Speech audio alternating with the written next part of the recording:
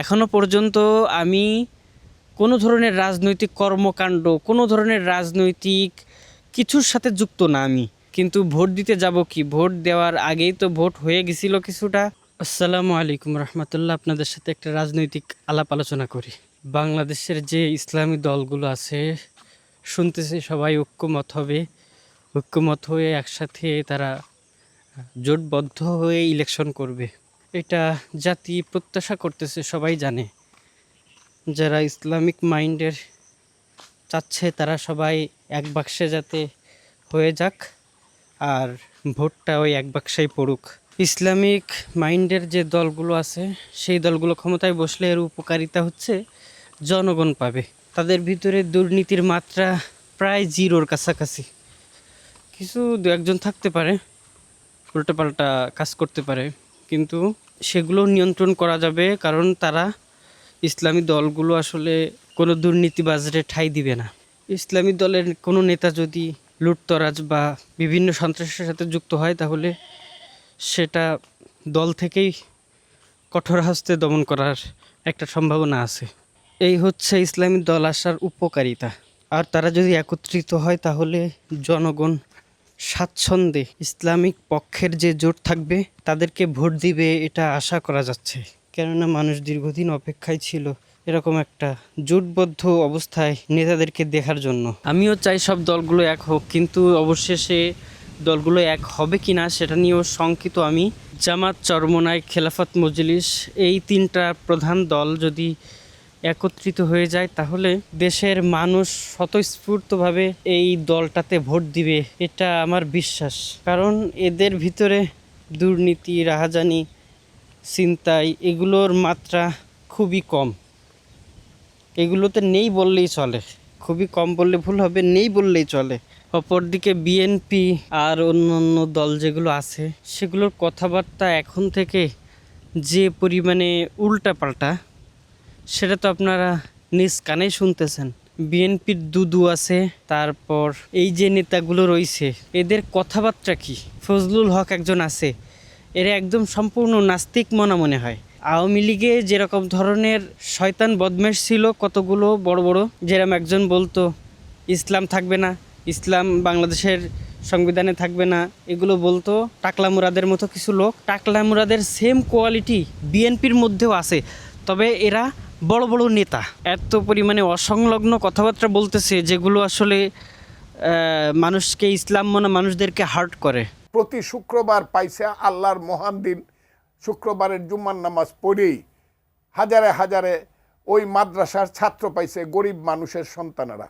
আমি আজকে পরিষ্কারভাবে বলতেছি, মাদ্রাসাতে যারা লেখাপড়া করে এরা খুব সাধারণ গরিব ঘরের সন্তান, বেশিরভাগ, অন্তত 96-7%। এই ছেলেপেলেরা কিছুই বুঝে না হুজুর ছাড়া। এরা থাকে মাদ্রাসায়, খায় লিল্লার টাকা, এরা মানুষের অনুদানে খায়। নিজের জীবন সম্পর্কে এদের যে ধারণা হয় সেই ধারণা হলো হুজুর যা বলে তাই শুনতে হবে। হুজুরেরা তাদেরকে কয়েকদিন পরে পরে প্রতি শুক্রবারে অথবা 1 মাস 2 মাস পরে পরে তৌহিদি জনতার নামে, ইসলাম রক্ষা করার নামে সোহরাওয়ার্দী উদ্যানে জামাত ইসলাম, হেফাজতে ইসলাম তারা এসে যুক্ত হবে। নারী নীতি করা যাবে না, নারী নীতি যারা লেখছে করছে এই নারীরা। আমি তো মনে করি এখন যদি বেগম রুকেয়া থাকতো, আজকের মোল্লা মুন্সিরা তাকে ব্যত্রাঘাত করতো, অথবা তসলিমা নাসরিনের মতো দেশ ছাড়া করতো বেগম রুকেয়ার। আমার মনে হয় না জনগণ এদেরকে কখনো চাইবে। যারা এদের ভিতরগত সমস্যা, ভিতরগত কথাবার্তা সম্পর্কে যারা জানে, বুঝাশোনা মানুষ এদেরকে ভোট মনে হয় না দিবে। আজকে কি পরিমাণে বাতাস হচ্ছে, নিম্নচাপ চলতেছে তো, আকাশ কুমোট মারা, এদিকে বাতাসের তীব্রতা প্রচণ্ড। বিলের পাড়ে এসে দাঁড়ায় রয়েছি, তাই অবস্থা।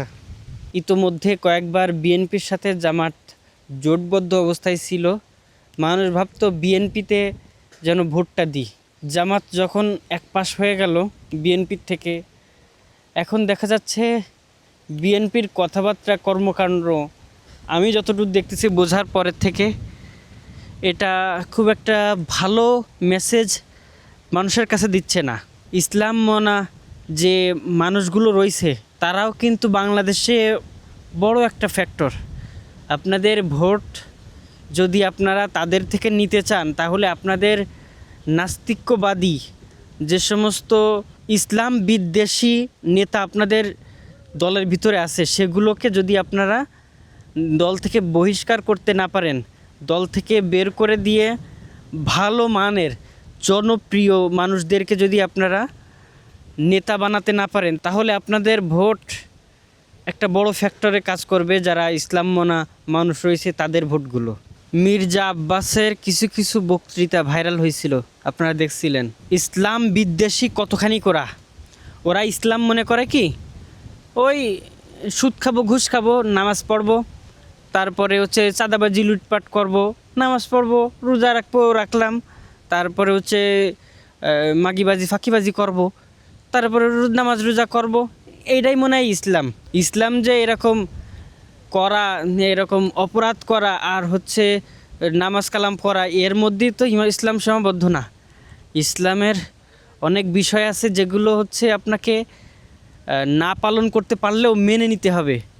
কিন্তু কিছুদিন আগে আপনারা দেখছিলেন ফজলুর রহমান নামে, উনি কথা বলে যে জারি গান যাত্রা এগুলো হচ্ছে বাংলাদেশ সংস্কৃতি, এগুলো হবে, অথচ এগুলো যে একদম সম্পূর্ণ ইসলাম বিদ্বেষী কর্মকাণ্ড সেটা ওরা জানেও না, ওদের লেখাপড়াই তো নাই।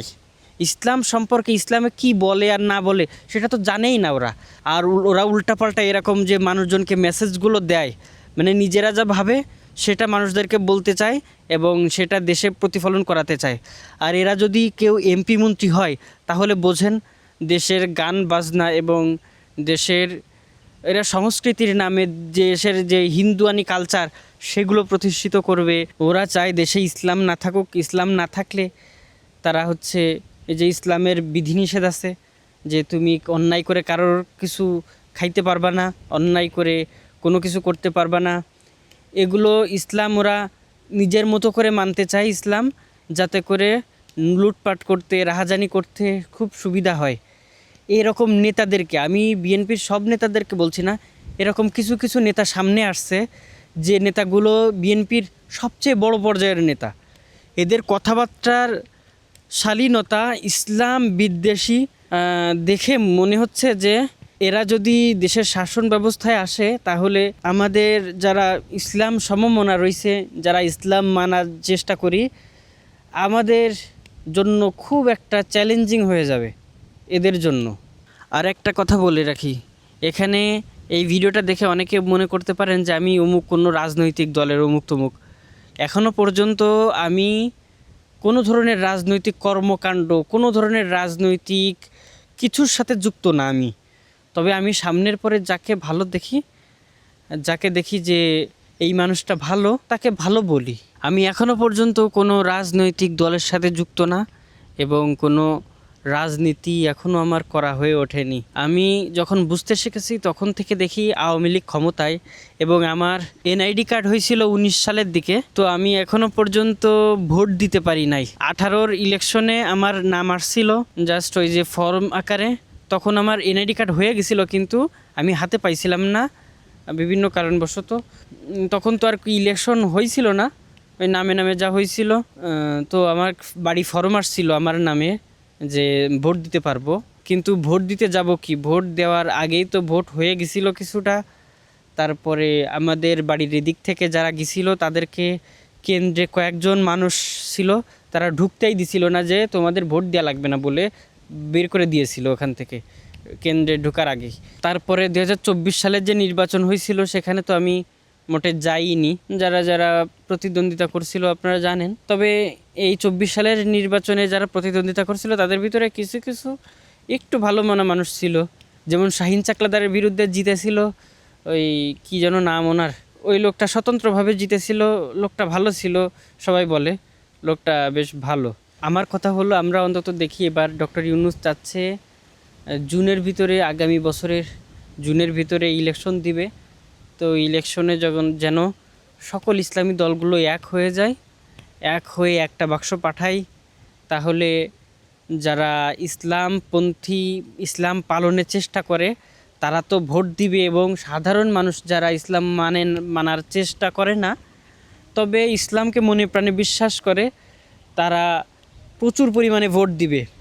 সাধারণ মানুষ হিউজ পরিমাণে ভোট দিবে এই দলগুলোকে, এবং এই দলগুলো হয়তোবা যদি এক হতে পারে তাহলে দেশের শাসনভার তাদের হাতে যাইতে পারে। তো যারা নেতা নেত্রী আছেন তারা এমনভাবে কাজ করুন যাতে ইসলামপন্থা দলগুলোর ভিতরে বিভেদ না হয়।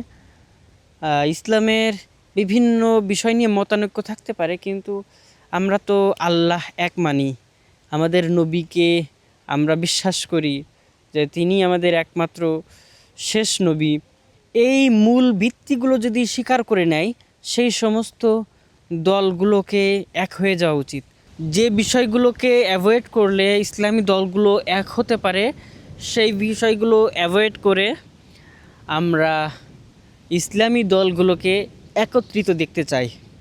আজকের ভিডিও পর্যন্তই ছিল। তো ভালো থাকবেন এই প্রত্যাশা নিয়ে বিদায় নিচ্ছি। পরবর্তী কোনো ভিডিও নিয়ে দেখা হবে ইনশাআল্লাহ।